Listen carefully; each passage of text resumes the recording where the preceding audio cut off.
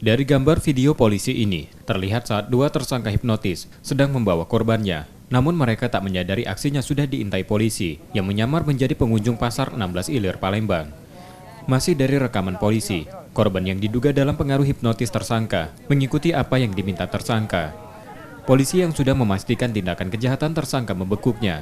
Proses penangkapan yang dilakukan mengundang perhatian pengunjung pasar dan akan menghakimi tersangka, namun dapat dicegah polisi.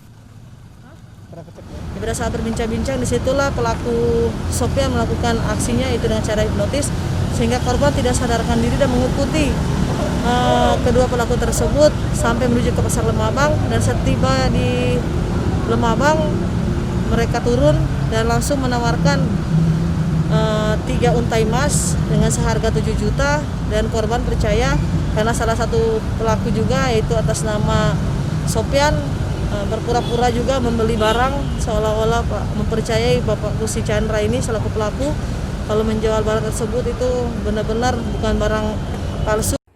Tersangka kini dalam proses pemeriksaan dan ditahan di tahanan Polrestabes Palembang. Yudi Kiswanto, Kompas TV, Palembang.